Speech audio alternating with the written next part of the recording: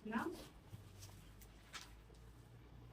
ಸುಮಾರು 3 ಗಂಟೆಗೆ ಯೇಸು ಏಲಿ ಏಲಿ ಲಮಾ ಸಬಕ್ತಾನಿ, ಅಂದರೆ ನನ್ನ ದೇವರೇ ಯಾಕೆ ನನ್ನನ್ನು ಕೈಬಿಟ್ಟಿದ್ದಿ ಎಂದು ಮಹಾಧ್ವನಿಯಿಂದ ಕೂಗಿದನು.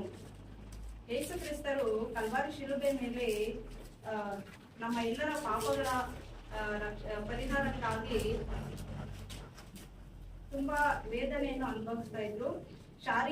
ಶಾರೀರಿಕವಾಗಿ ಮತ್ತು ಮಾನಸಿಕವಾಗಿ ನೋವನ್ನು ಕಲ್ವಾರಿ ಶಿಲುಬೆ ಮೇಲೆ ಅನುಭವಿಸ್ತಾ ಇರ್ತಾರೆ.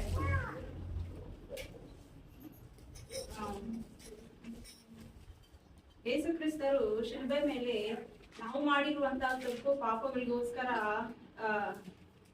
ಯೇಸು ಕ್ರಿಸ್ತರು ನಮ್ಮ ಪಾಪಗಳಿಗೋಸ್ಕರ ಯೇಸು ಕ್ರಿಸ್ತರು ಶಿಲುಬೆ ಮೇಲೆ ತುಂಬಾ ವೇದನೆ, ನೋವು, ಸಂಕಷ್ಟಗಳನ್ನು ಅನುಭವಿಸ್ತಾ ಇರುವಾಗ ದೇವರಿಗೆ ಶಾರೀರಿಕವಾಗಿ ಮತ್ತು ಮಾನಸಿಕವಾಗಿ ಕೂಡ ತುಂಬಾ ನೋವಾಗುತ್ತೆ. ಈಗ ಈ ಲೋಕದಲ್ಲಿ ನಮ್ಮನ್ನು ನಾವು ತುಂಬಾ ನಂಬಿಕೆ ಇಟ್ಟು ಯಾರ ಮೇಲಾದ್ರೂ ತುಂಬಾ ನಂಬಿಕೆ ಇಟ್ಟಾಗ ಅವರು ನಮ್ಮನ್ನು ಕೈ ಬಿಡ್ತಾರೆ. ಇವಾಗ ನಮ್ಮ ತಂದೆ ತಾಯಿ ಆಗಿರ್ಬೋದು, ಇಲ್ಲ ನಮ್ಮ ಸ್ನೇಹಿತರೇ ಆಗಿರ್ಬೋದು, ಅವರು ಕಷ್ಟಗಳಲ್ಲಿ ಇದ್ದಾಗ ನಮ್ಮನ್ನು ಕೈ ಬಿಟ್ಟಂತ ಸಂದರ್ಭದಲ್ಲಿ ನಮಗೆ ಮಾನಸಿಕವಾದಂತಹ ನೋವು ಕೂಡ ಆಗುತ್ತೆ. ಆಗ ಯೇಸು ಕ್ರಿಸ್ತರಿಗೂ ಕೂಡ ಅದೇ ನೋವು ಆ ಸಮಯದಲ್ಲಿ ಆಗುತ್ತೆ. ಯಾಕೆಂದ್ರೆ ಯೇಸು ಕ್ರಿಸ್ತರ ಜೊತೆಯಲ್ಲಿ ಇದ್ದಂತಹ ಶಿಷ್ಯರು ಕೂಡ ಆತನನ್ನು ಕೈ ಬಿಡ್ತಾರೆ, ಮತ್ತು ತಂದೆಯು ಕೂಡ ಆತನನ್ನು ಕೈ ಬಿಡೋ ಸಮಯ ಬಂದಿದೆ, ಕೈ ಬಿಟ್ಟಿರ್ತಾರೆ ಆ ಸಮಯದಲ್ಲಿ. ಯಾಕೆಂದ್ರೆ ಆ ಸಮಯದಲ್ಲಿ ಯೇಸು ಕ್ರಿಸ್ತರು ಏನಾದ್ರೂ ಕೈ ಬಿಟ್ಟಿರ್ಲಿಲ್ಲ ಅಂದಿದ್ರೆ ಆ ದೇವರು ಅನುಭವಿಸಿದಂತ ನೋವು ಈ ದಿನ ನಾವು ಅನುಭವಿಸಬೇಕಾಗಿತ್ತು. ನಮ್ಮ ಪಾಪಗಳ ನಿಮಿತ್ತ ದೇವರು ಶಿಲುಬೆ ಮೇಲೆ ರಕ್ತ ಸುರಿಸಿ ಪ್ರಾಣ ಕೊಟ್ಟು ನಮ್ಮ ಎಲ್ಲರ ಪಾಪಗಳನ್ನು ತೊಳೆದು ಶುದ್ಧಿ ಮಾಡಿದ್ದಾರೆ. ಮತ್ತು ಕೀರ್ತನೆ 22ನೇ ಅಧ್ಯಾಯ 1ನೇ ವಚನದಲ್ಲಿ ಮತ್ತೊಂದು ಕಡೆ ಈ ರೀತಿಯಾಗಿ ಹೇಳ್ತಾರೆ, ನನ್ನ ದೇವರೇ ಯಾಕೆ ನನ್ನನ್ನು ಕೈ ಬಿಟ್ಟಿದ್ದಿ? ನೀನು ಯಾಕೆ ನನಗೆ ಸಹಾಯ ಮಾಡಿದೆಯೋ?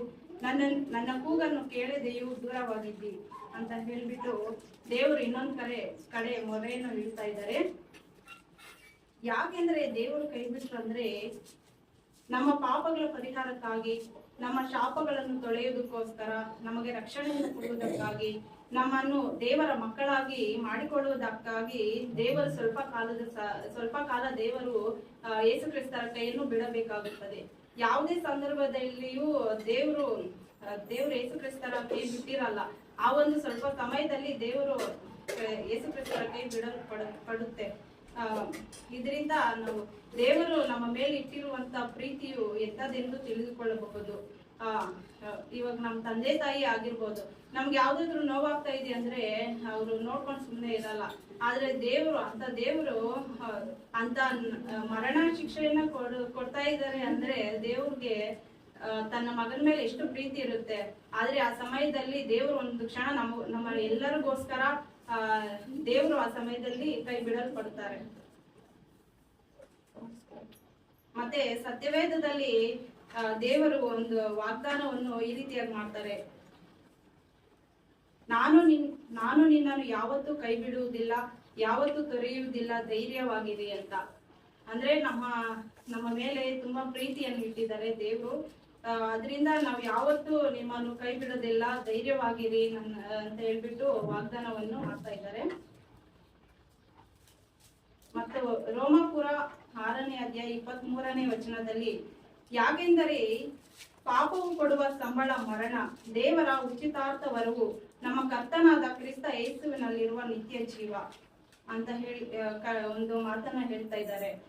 ನಾವು ಮಾಡಿರುವಂತಹ ತಪ್ಪು ಪಾಪಗಳಿಗೋಸ್ಕರ ಯೇಸು ಕ್ರಿಸ್ತರು ಶಿಕ್ಷೆಯನ್ನು ಅನುಭವಿಸ್ತಾ ಇದ್ದಾರೆ.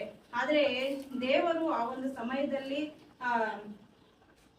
ನಮ್ಮ ಪಾಪಗಳನ್ನು ಆತನ ಮೇಲೆ ಹಾಕಿದ್ದಾರೆ, ಯೇಸು ಕ್ರಿಸ್ತರ ಮೇಲೆ ಹಾಕಿದ್ದಾರೆ. ಆ ಎಲ್ಲ ಪಾಪಗಳನ್ನು ಯೇಸು ಕ್ರಿಸ್ತರ ಮೇಲೆ ಹಾಕಿದ್ದಾರೆ. ಅದರಿಂದ ದೇವರು ಒಂದು ಕ್ಷಣ ಯೇಸು ಕ್ರಿಸ್ತರ ಕೈಯನ್ನು ಬಿಡಬೇಕಾಗಿ ಬರುತ್ತದೆ. ಒಂದು ವೇಳೆ ಯೇಸು ಕ್ರಿಸ್ತರು ಆ ಒಂದು ಶಿಲುಬೆಯ ಇದು ಯಾತನೆಯನ್ನು ಪಡೆದೇ ಇದ್ದಿದ್ರೆ, ಆ ಒಂದು ಘೋರವಾದ ಶಿಕ್ಷೆಯನ್ನು ಅನುಭವಿಸದೆ ಹೋಗಿದ್ರೆ, ಈ ದಿನ ನಾವು ಮಾಡಿರುವಂತ ಪಾಪಗಳಿಗೆ ನಾವೇ ಒಂದು ನೋವನ್ನು ಪಡಬೇಕಾಗಿ ಬರ್ತಾ ಇತ್ತು. ಮತ್ತೆ ಕೊನೆಯದಾಗಿ ಯೇಸು ಕ್ರಿಸ್ತರು ಮತ್ತೆ ತಂದೆಯು ಒಂದಾಗುವಂತ ಸಮಯವು ಮತ್ತೆ ಇನ್ನೊಂದ್ಸರಿ ಲಾಸ್ಟ್ ಕೊನೆ ಮಾತು ಏನ್ ಹೇಳ್ತಾರಂದ್ರೆ, ತಂದೆಯೇ ನನ್ನ ಆತ್ಮವನ್ನು ನಿನ್ನ ಕೈಗೆ ಒಪ್ಪಿಸಿ ಕೊಡುತ್ತೇನೆ. ಅಂದ್ರೆ ಮತ್ತೆ ಒಂದಾಗ್ತಾ ಇರೋದನ್ನ ನಾವು, ದೇವರು ಮತ್ತೆ ತಂದೆ ಒಂದಾಗ್ತಾ ಇರೋದನ್ನ ನಾವು ಇಲ್ಲಿ ಕಾಣ್ತೇವೆ. ದೇವರು ಈ ರೀತಿಯಾಗಿ 4ನೇ ವಚನವನ್ನು ಮಾತನಾಡಿದ್ದಾರೆ.